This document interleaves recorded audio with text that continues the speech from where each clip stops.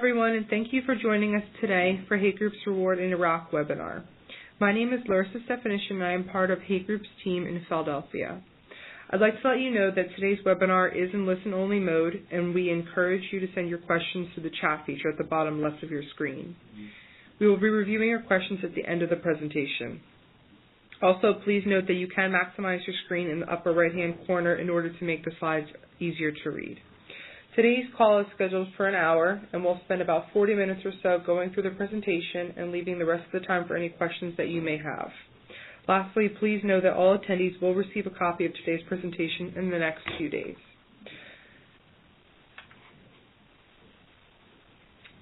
To start us off, I just wanted to give a little bit of a brief introduction about Hay Group and our presenters and talk about our global presence across the globe.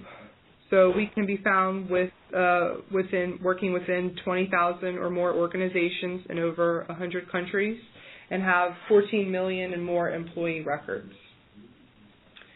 Also, just to give you a little bit of an intro about all of our presenters today, our presenters are Wendell and Shah. Wendell's experience lies in benchmarking clients' reward policies against the appropriate market and providing insights and best practices in the market. As the unit manager for Saudi Arabia, Kuwait, Levant, and Iraq, he has worked with leading clients in each of these regions to ensure that they are aligned to the market. He is also the regional sector leader for the oil and gas industry covering India, the Middle East, and Africa. Firas is a consultant in the productized services team of Hay Group. He works with clients on comprehensive reward needs. Firas's experience lies with his familiarity on the best market practices and policies on reward within Saudi Arabia and Iraq from working with multiple local and multinational organizations across various sectors. Besides reward, he is also working with a bunch of organizations on their talent and employee effectiveness needs. Now, I'd like to pass it over to both of my colleagues, Wendell and Firas, to kick us off. Hello everyone, good morning in your respective countries. How is everybody doing?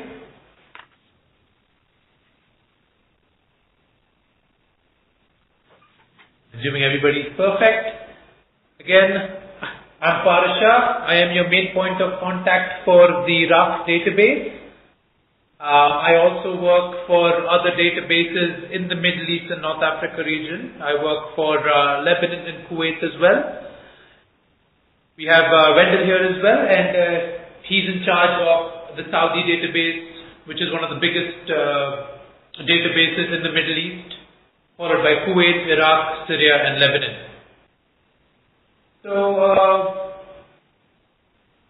the reason why everybody is over here is due to the growing interest in the Iraqi market.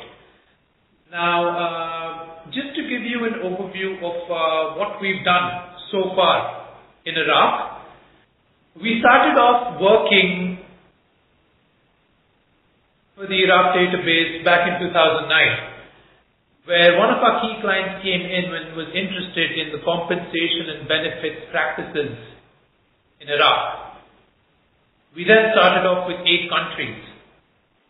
We have now moved to 67, which is a major increase in our database. And we've also seen a number of other organizations that have key interest in this market. We had a forum today where there was a lot of interest from organizations from various industry sectors in the Iraqi market, and I hope the following webinar would be very useful for all of you. What I'm going to do first is look at the economic overview of the world, then funneling it down to the Middle East, and then down to our main point of interest, the country of Iraq.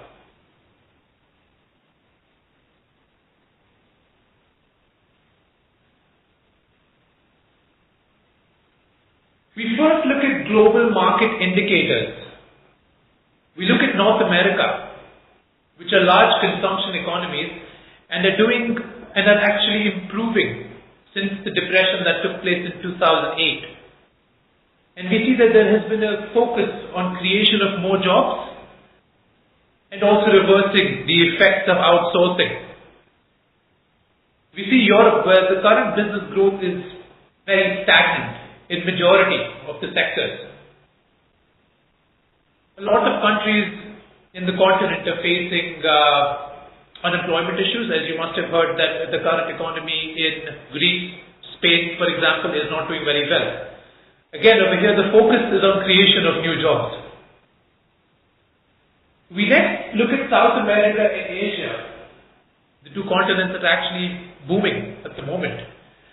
We see that there is a greater focus on sustainable growth as well as improvement of business conditions and laws in these markets so as to attract more multinationals to come and do business.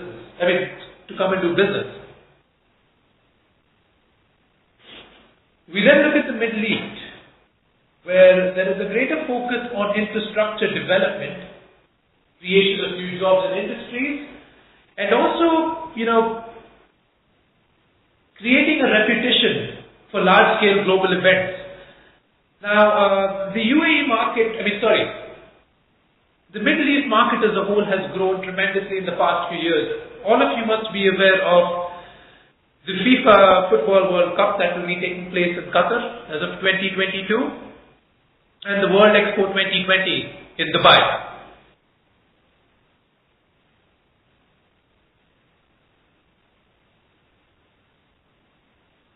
Again, we look at the Middle East and we see that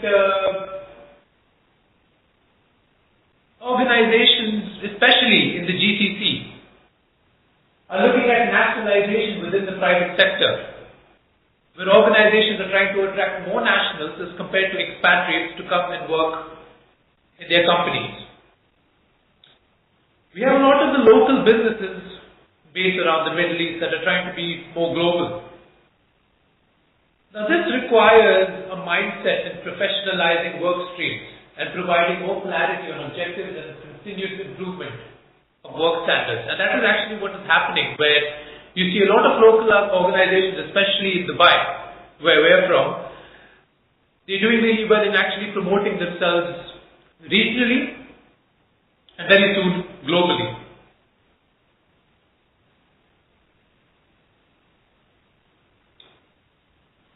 We next look at Iraq.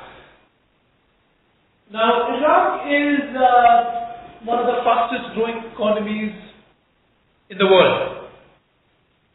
It is a favorable business and investment destination and has deemed it to be one of the biggest global investment opportunities, with an expected $186 billion worth of expected investments. Now, post-war, there has been an increase in interest in the Iraqi market. There are various factors that contribute to attracting organizations from around the world to come and set up in Iraq. Some being the rebuilding activity in the market, infrastructure development. We have a stronger oil production, as well as inflow of foreign aid into the market. We see that the economic growth has been more significant in the North Iraq region due to the improved security situation there. Now, the Iraq market as a whole, the oil and gas sector contributes to about 70% of the GDP, which is pretty massive. There are a lot of oil and gas organizations that have entered Iraq over the past few years, and we see a lot of oil and gas organizations moving to different fields and collaborating with other oil and gas service companies, etc., and working around the whole country.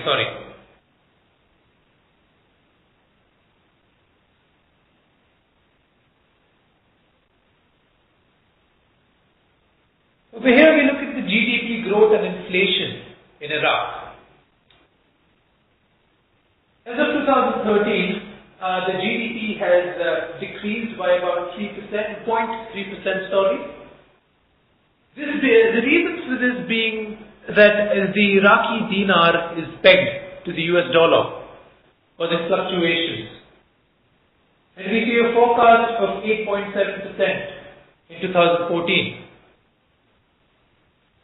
The inflation rate, again, is dropping down, has dropped since 2012, which gives more spending power for the employees in Iraq, which is obviously a good thing.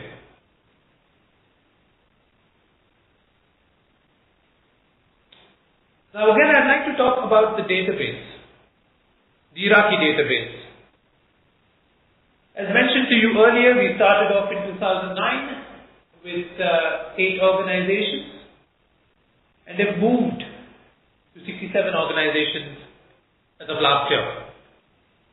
So that's depicted in the blue the bars over here. And if you see in the background, we have green, a highlight of green. So this actually will tell you the increase in the number of incumbents in our database. As of 2013, we had more than 7,100 incumbents in our database.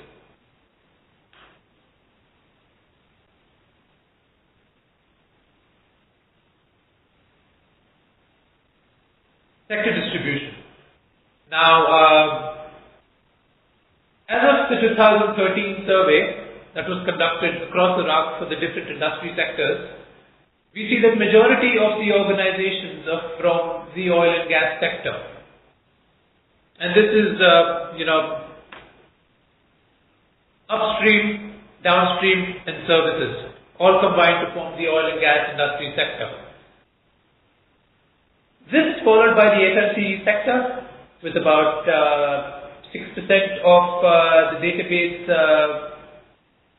size, and then followed by other industry sectors. Now this is expected to grow in the following years.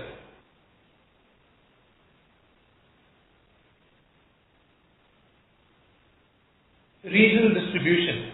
Now we see that majority of the incumbents of our database are based in Erbil, which is up north in the Kurdistan region. Now this is balanced by Basra, which is in the south. Now, majority of the organizations that start up in Iraq start up in the north. And they include organizations from all the sectors. But we also do have large oil and gas sectors, especially the services industries, that are located in Basra. We see that 18% of a database is based in Basra, 13% in Suleymania, and 20% in other locations, especially the north part of Iraq. So, we're looking at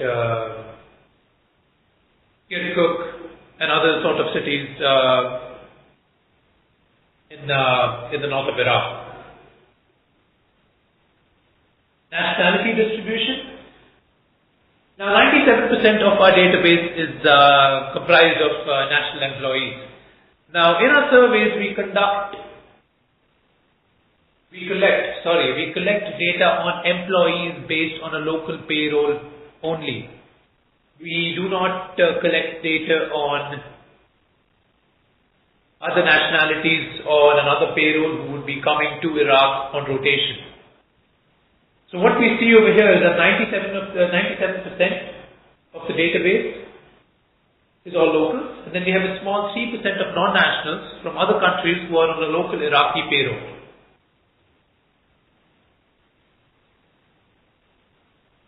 Distribution of employees by employee group.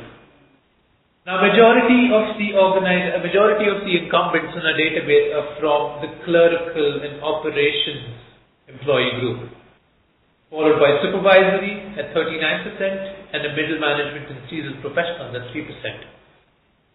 The reason for this low percentage in middle management is because majority of these organizations have their regional offices or their head offices for the region out of Iraq.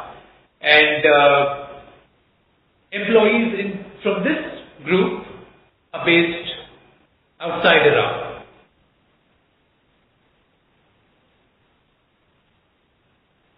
Now, we conducted a mid-year survey the beginning of this year, in January, where we asked all the organizations who participated with us for the 2013 survey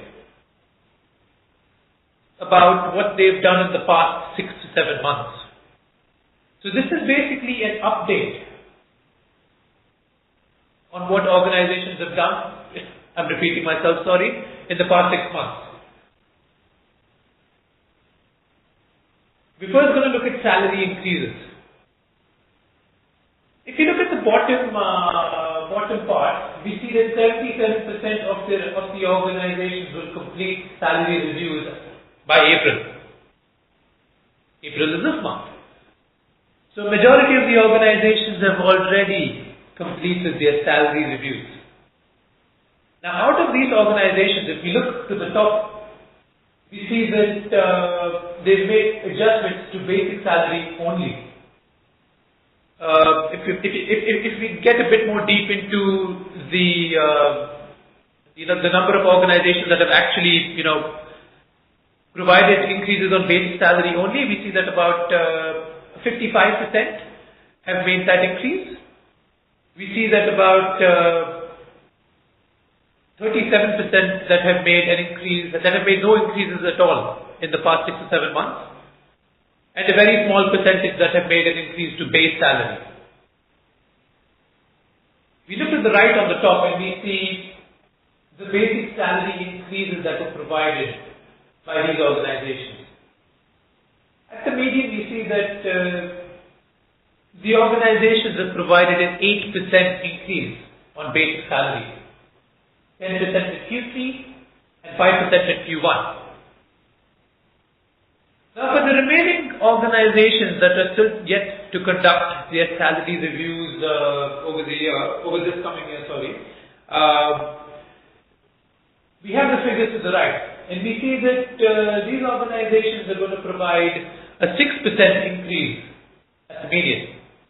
Now again, this is a forecast, and these numbers are likely to change once they have conducted their salary reviews. And just a point at the bottom there, we see that 66% of these organizations who are yet to conduct their salary reviews will make an increase to basic salary. Now what we've done here is created a chart. Now in this chart, what we're doing is showing you what the forecast was provided as of 2013 for 2014 and comparing it to the actual increases that were provided this year. The green line depicts the forecast, the grey line depicts the actual increases. We see that the organizations have provided a slightly higher salary increase as compared to what they had forecasted. Now this is great news. This shows that organizations are confident in their operations in the country and are expecting to move forward. A point to the right, we see that the organizations have assumed an inflation rate of 5% for budgeting purposes. Now we look at the actual increases and we look at the inflation rate that was used for budgeting purposes. Now the actual increase is higher as compared to the inflation rate that was assumed. Therefore, there has been a real value increase in the salaries provided this year to the employees, which is great. This allows more buying power for the employees in Iraq.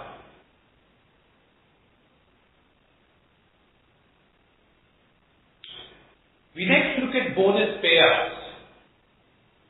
Now, 71% of the organizations have paid out bonuses as of 2013. The bottom two charts we see to the left, we've created a pie chart comparing the bonus payouts of 2013 to that provided in 2012. We see that majority of these organizations have provided a bonus amount that was similar to 2012.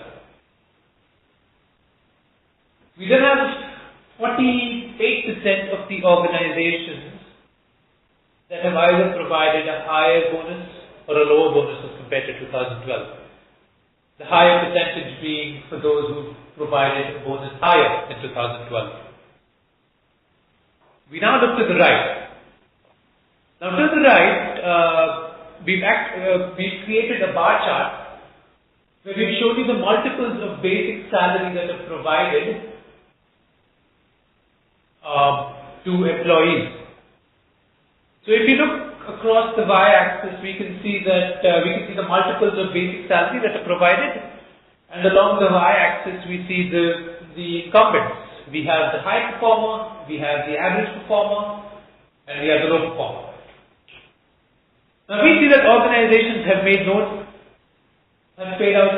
no increases as a bonus to their low performers, whereas they've provided slightly higher multiples of basic salary for the average performer and the high performer.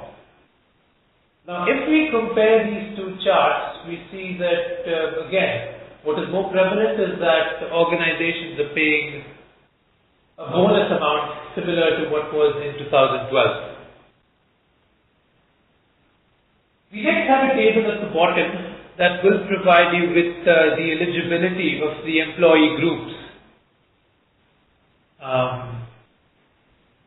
in an organization. So from this table, what we can see is that senior management employees and middle management employees, we see that pretty much all the organizations are paying out bonuses. But as we climb down the ladder, we see that this eligibility decreases. Now we see that this trend is also prevalent across the GCC countries as well as the wider Middle East region, where the eligibility for bonuses paid out to employees, the eligibility decreases as we go down the ladder. If anybody has any questions for the last three slides, please send it across through chat. And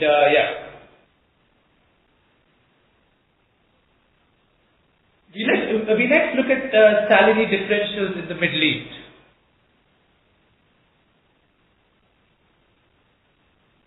What we've done over here is compared basic salary for the general Iraqi market as well as base salary for the general Iraqi market for the three countries in the GCC, which is Qatar, KSA, and the UAE, and three other countries from the Middle East, which include Lebanon, Egypt, and Jordan. Now, over the past few years, we've seen that the salary packages that are provided for employees in organizations in Iraq have become more competitive so as to attract talent. Now, we see that the basic salary slowly moving towards what is being paid in the GCC. That way, it is much higher as compared to Lebanon, Egypt, and Jordan.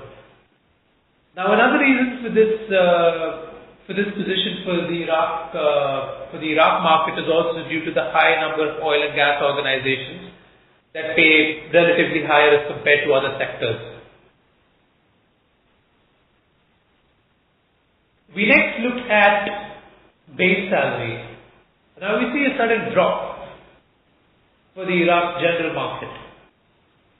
The reason for this is that in Qatar, UAE, and KSA, there are more number of allowances that are provided to the employees, whereas in Iraq there are just probably a couple of allowances provided, including housing and transport allowance to the locals over there.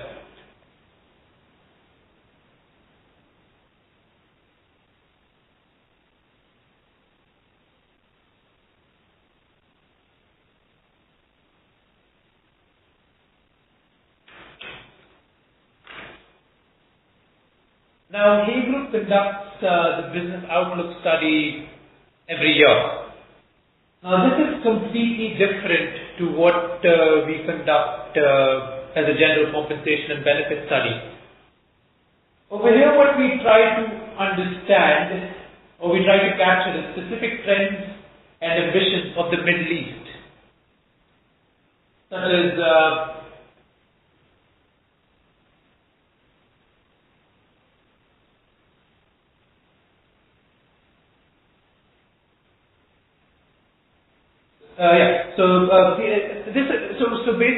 Sorry, I got cut off there.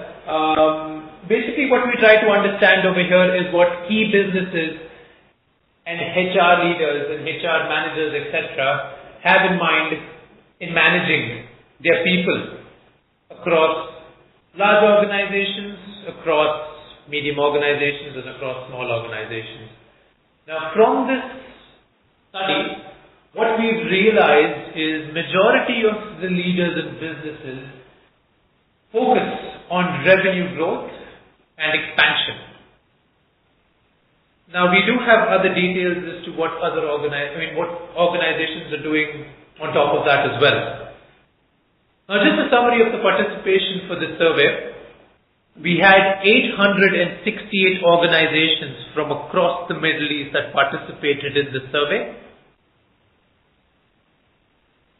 This is from 13 different industry sectors.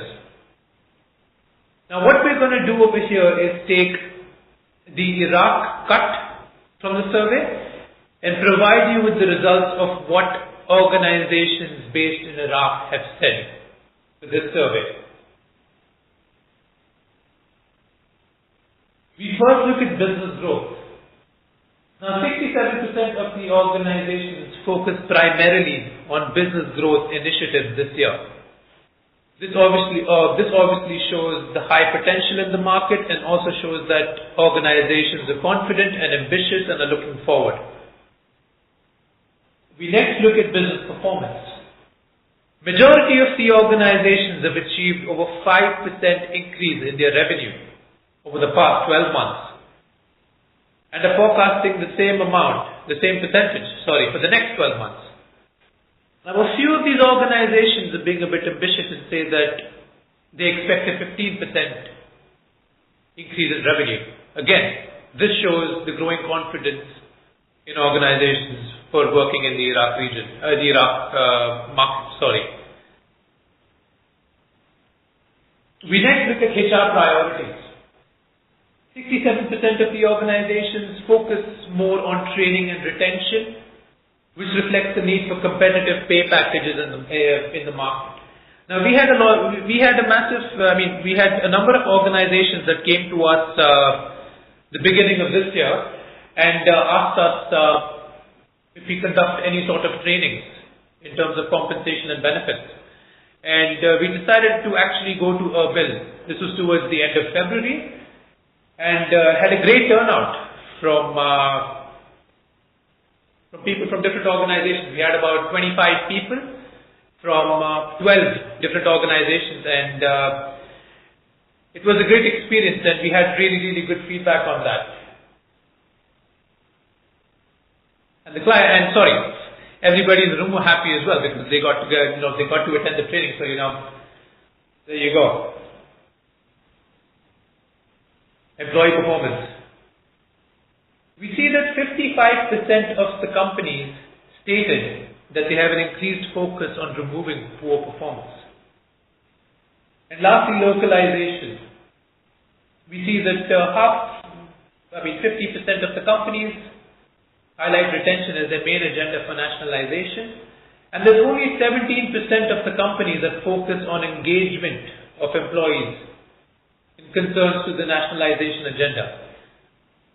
Now, if we compare this to the Middle East market, and especially the GCC market, we see that majority of the organizations here are concentrating on getting more national employees to work in the organizations, in their organizations, and they're working pretty hard to actually get this done. they're actually also, they're also working on engaging and enabling their employees, especially the nationals, in the organization. This keeps them more motivated and also more happy to come to work and work. Now this is fairly less in the Iraq market, and this shouldn't be the case.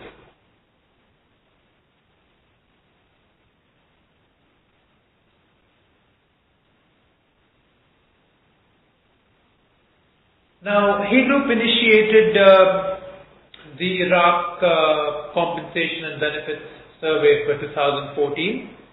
This was in March, and we are in the initial stages for data collection. We do close our data, we do have a deadline on the 30th of June, and we'll be publishing our report on the 15th of August. I think we have the timeline on the next slide, so I'm just going to go through what we offer with the compensation and benefits report. So upon acquiring the report, you obviously do get the report that does have data on prevalent allowances, prevalent benefits, what organizations are doing in terms of HR policies, salary data on and basic base total, cash allowances, etc. It's pretty much your Bible for HR policies and data for the Iraqi market. I'm going to put it that way. We next have data on job roles, where we provide the salary data for prevalent jobs in the market. We next have a peer group feedback report, where we allow you to benchmark your salaries to the general market as well as to a select peer group. We next have a mid-year update. So as I mentioned earlier, we do conduct two surveys, the main survey as well as the mid-year survey, where we ask the participating organizations of what they've done in the past 6 months. So we will be providing that update as well. We also have PayNet Access. Now PayNet is our online database where which you can access pretty much from anywhere at any time and extract the data of your necessity. So the reports that will come out as of 2014 is obviously the main general compensation and benefits report. We also have 3 sector reports. We have the North Iraq region report that concentrates on organizations based in North Iraq. We have the South Iraq sector report, which concentrates on organizations based in the south of Iraq. We next have the oil and gas sector report that takes into account all the oil and gas organizations that operate across Iraq. And we also have another survey which is called the oil field report. Now this survey was actually initiated last year and is concentrated on oil and gas organizations. Now what we do here that is different from what we do in the general survey that we conduct is we collect data on employees that work on field. This taking into account both nationals as well as expatriates on rotation. So this survey does include data on expatriates who come on rotation to Iraq, complete their work, go back home. So again, and it also takes into account, we also collect data on what other organizations are doing in terms of housing, in terms of transport, whether they do provide a hardship allowance, a hazard allowance, what are they doing in terms of covering taxes, etc.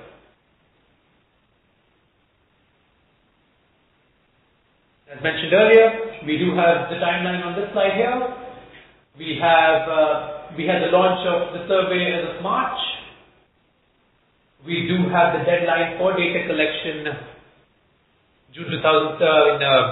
30th of June. Our report will be published on the 15th of August, and we will be having a follow-up seminar, which will be our main Iraq forum in September.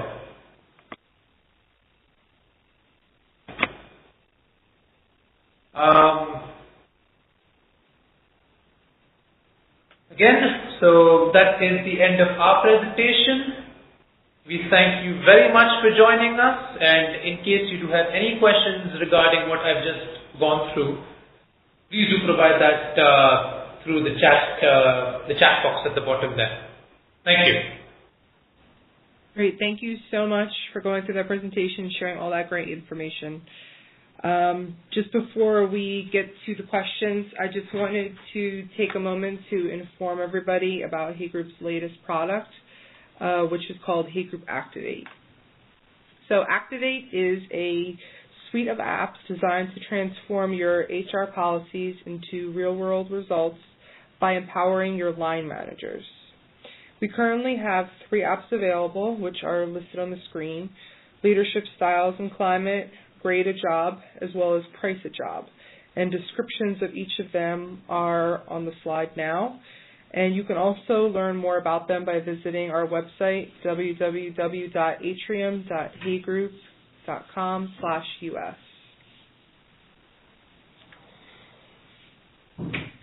So before we get to your questions, we actually have one question for you. So just please take a moment to select the categories you would like more information on after listening to today's webinar, and you can select more than one option.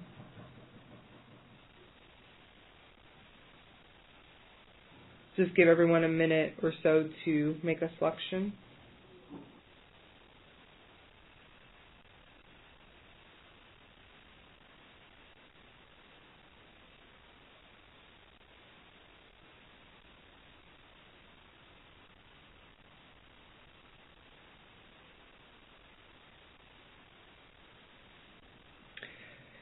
Thank you for your responses. I want to remind everyone that today's webinar was recorded and will be posted on our website within the next few days.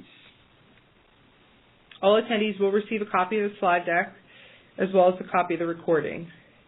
And if anyone has any additional questions, just remember you can submit them in the chat feature at the bottom left.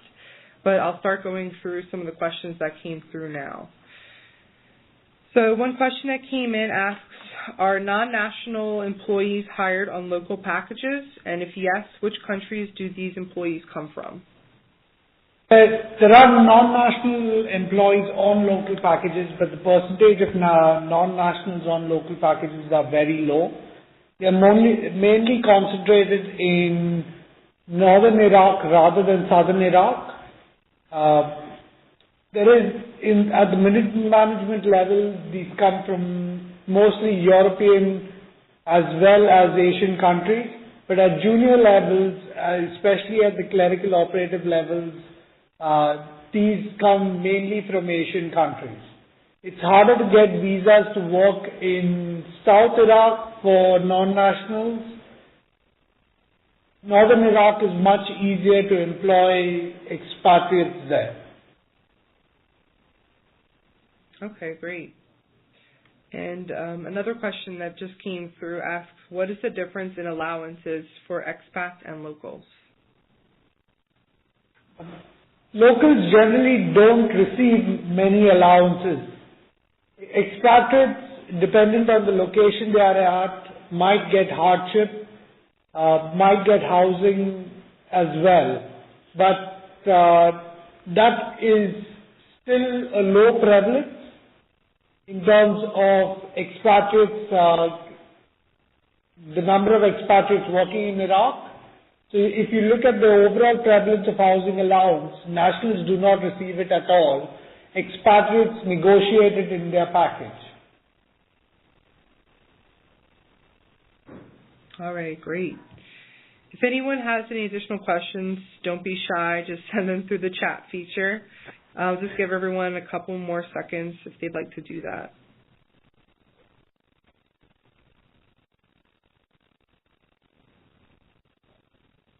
If you do think of any questions after this webinar, just feel free to reach out to one of us, and our contact information is on the screen now in front of you.